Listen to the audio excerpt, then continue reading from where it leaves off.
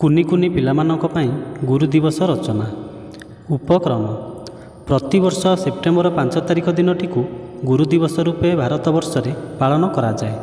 ଏହି ଦିବସଟି ବିଶେଷ ଭାବରେ ଶିକ୍ଷାନୁଷ୍ଠାନମାନଙ୍କରେ, ବିଶେଷତଃ ବିଦ୍ୟାଳୟମାନଙ୍କରେ ପାଳିତ ହୁଏ। ଭାରତର ପୂର୍ବତନ ରାଷ୍ଟ୍ରପତି ସର୍ବପଲ୍ଲୀ ରାଧାକୃଷ୍ଣନଙ୍କର ଜନ୍ମ ଦିବସ। ସେ ଶିକ୍ଷକ ଭାବରେ ଜୀବନ ଆରମ୍ଭ କରି ଅନେକ ବର୍ଷ ଧରି ନିଷ୍ଠାର ସହିତ ଅଧ୍ୟାପନା କରିଥିଲେ। ତାଙ୍କର ଜନ୍ମଦିବସକୁ ଗୁରୁ ଦିବସ ରୂପେ ପାଳନ କରିବାକୁ ସେ ପରାମର୍ଶ ଦେଇଥିଲେ।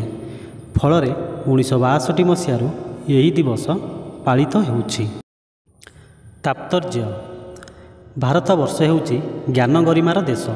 ଏ ଦେଶର ଶିକ୍ଷା ପ୍ରଣାଳୀ ପ୍ରାଚୀନ କାଳରେ ଉନ୍ନତ ଥିଲା। ଶିଷ୍ୟମାନେ ଗୁରୁକୁଳ ଆଶ୍ରମ ଭିତରେ ରହି ଗୁରୁଙ୍କର ସେବା କରି ଶିକ୍ଷା ଲାଭ କରୁଥିଲେ।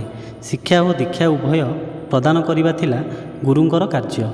ଶିକ୍ଷା ଲାଭ ପରେ ଶିକ୍ଷାର୍ଥୀମାନେ ଗୃହକୁ ଫେରି ଆସି ଗୁରୁଙ୍କ ପ୍ରଦତ୍ତ ଜ୍ଞାନକୁ ଆଧାର କରି ଜୀବନ ଅତିବାହିତ କରୁଥିଲେ। ଅଜ୍ଞାନର ଅନ୍ଧକାରକୁ ଦୂର କରି ଜ୍ଞାନର ଆଲୋକ ପ୍ରଦାନ ନିମନ୍ତେ ଗୁରୁ ଚେଷ୍ଟା କରିଥାନ୍ତି। ସେଥିପାଇଁ ସେ ଗୁରୁ। ଶିଷ୍ୟ ପ୍ରତି ସ୍ନେହ, ଶିକ୍ଷାଦାନ, କର୍ତ୍ତବ୍ୟ ପରାୟଣତା, ବାସ୍ତବ ଅନୁଭୂତି ଆଦି ସବୁ କ୍ଷେତ୍ରରେ ତାଙ୍କର ଗୁରୁତ୍ୱ ସମାଜ ଉପଲବ୍ଧି କରିପାରୁଥିଲା। ଗୁରୁ ଓ ଶିଷ୍ୟ ମଧ୍ୟରେ ଏକ ସୁନ୍ଦର ଅନାବିଳ ସମ୍ପର୍କ ଥିଲା। ଆଜିର ଗୁରୁ ଦିବସ ତାହା ସୂଚାଇ ଦିଏ। ଏହି ଦିବସର ପାଳନ ଗୁରୁ ଓ ଶିଷ୍ୟ ଉଭୟଙ୍କ ପାଇଁ ତାତ୍ପର୍ଯ୍ୟପୂର୍ଣ୍ଣ। ଉପସଂହାର।